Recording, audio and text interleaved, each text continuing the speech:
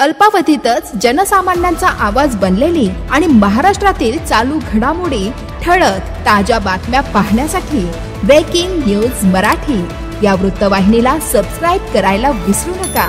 आणि हो, व्हिडिओ आवडल्यास नक्की लाईक करा। मुख्य संपादक वसंत पानसरे।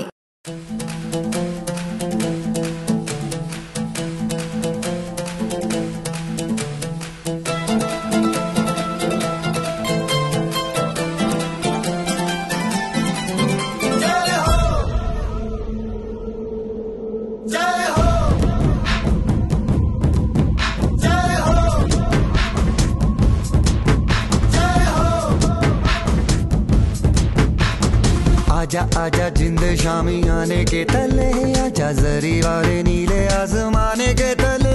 जय हो, जय हो।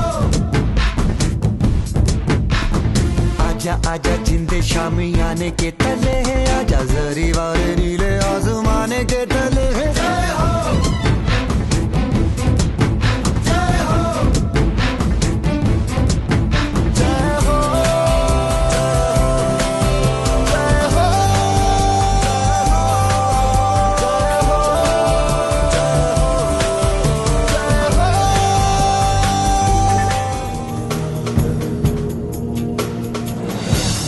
सारा जहां देख लिया, कहीं भी तेरे जैसा कोई नहीं है।